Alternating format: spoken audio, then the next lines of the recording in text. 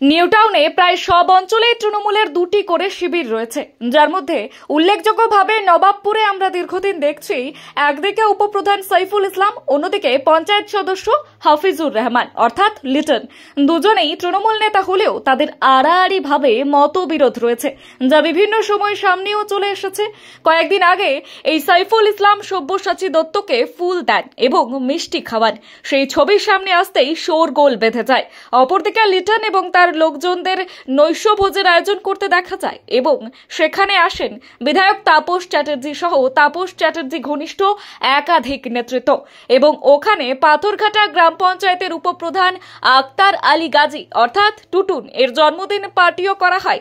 Cake কাটেন তাপস চ্যাটার্জি। সূত্রের খবর, সাইফুল ইসলাম সব্যসাচীর লবিতে যোগ দেওয়ার আনন্দেই নাকি নৈশভোজের আয়োজন করেছে তাপস চ্যাটার্জির শিবিরের লোকজন। যদিও লিটন বলেন তাদের অফিসের প্রায়ই খাওয়া দাওয়ার আয়োজন করা হয়, ওটা তেমনই একটা ব্যাপার। পাশাপাশি উপপ্রধান টুটুন গাজীর জন্মদিন ছিল, তাই তাকে ডেকে সংবর্ধনা এবং কেক কাটা হলো। তিনি আরো বলেন, তাপস চ্যাটার্জি বিধায়ক, সব্যসাচী দত্ত আমাদের দলের বারাসাত সাংগঠনিক জেলার চেয়ারম্যান। এই বিষয়ে আমাদের মধ্যে কোনো মতবিরোধ নেই। বিধায়ক তাপস চ্যাটার্জি ও একই কথা বলেন। তিনি সাংবাদিকদের মাধ্যমে সব্যসাচীকে তার বাড়িতে আমন্ত্রণ জানান এবং বলেন সব্যসাচী দলের চেয়ারম্যান, তাকে কেউ ফুল মিষ্টি দিতে যেতেই পারে। পাশাপাশি কয়েকদিন আগে তাপস চ্যাটার্জির জন্মদিন গেল, সেখানে সব্যসাচী দত্ত একটা শুভেচ্ছাও জানালেন না বলে আক্ষেপ করেন তাপস চ্যাটার্জি। গত পঞ্চায়েত ভোটে নবাবপুরের বিভিন্ন মিটিং এ এসে সাইফুল ইসলামের ভোট প্রচার করেছিলেন এবং সেখানে আপনি কিন্তু সাইফুল ইসলামের বিরুদ্ধে এলাকার মানুষের নানা রকম অভিযোগ থাকা সত্ত্বেও কিন্তু আপনি সেই অভিযোগ প্রশমন করে বক্তব্য রাখতেন। সেই সাইফুল ইসলাম এখন সব্যসাচী দত্তের লবিতে চলে গেছে, শিবিরে চলে গেছে, একরকম কি বলবেন? আমাদের তৃণমূলে কোনো লবি নেই। সব্যসাচী দত্ত আমাদের চেয়ারম্যান গায়ে যে কেউ যেতে পারে, এলাকাকে যে কেউ আসতে পারে। এসব আপনাদের মিডিয়াদের বানানো গল্পের মধ্যে আমি নেই। আমরা একটা পরিপক্ক রাজনীতি করি। সাইফুল ইসলাম এখন আমাদের দলের উপপ্রধান, এখনো সে বিষয়টা আছেন।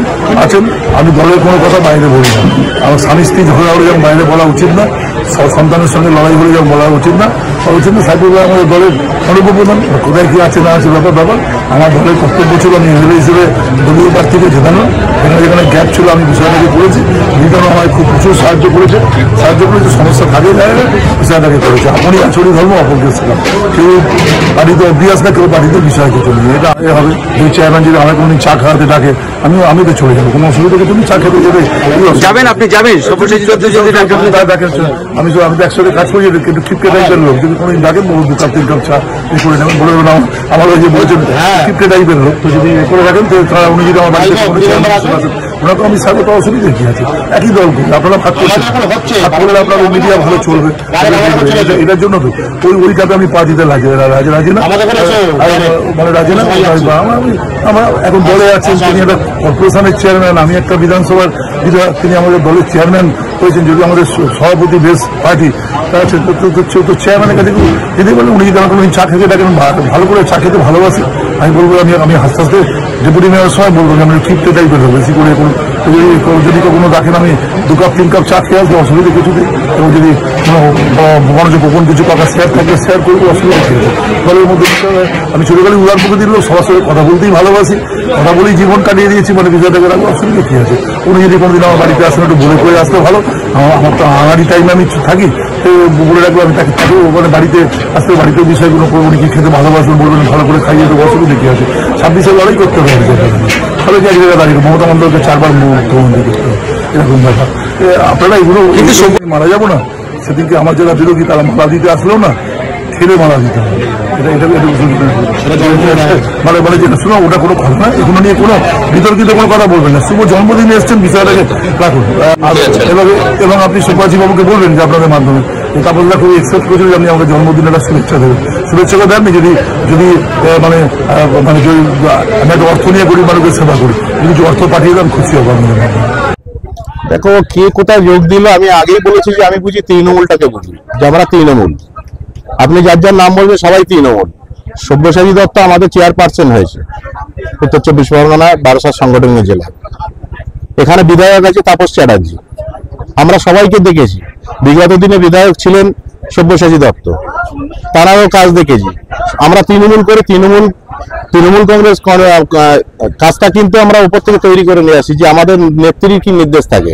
আজকে সব্যসাচী দত্ত যখন এমএলএ ছিল তখনও কাজ হয়েছে এখানে, আজকে তাপস চ্যাটার্জি যখন আছে কাজও হচ্ছে, কারণ এটা দলের নির্দেশ থাকে, দল গাইড করে দেয় যে কাকে কি করতে হবে।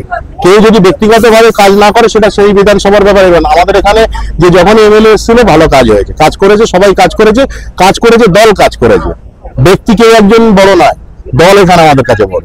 নাম নিয়ে কিছু বলবো না, কে কোন বিরোধিতা করছে, কে কোন গ্রুপে যাচ্ছে আমি জানি না, এটা আমাদের কাছে জানা নেই, কারোর ভালো লাগতেই পারে। আমরা বলেছি কি যে আমরা গ্রুপিং রাজনীতি পছন্দ না, মমতা ব্যানার্জির দল করি, অভিষেক ব্যানার্জির দল করি, আমরা ওটাতেই পছন্দ যে আমরা মমতা ব্যানার্জিকে ভালোবেসে দল করি।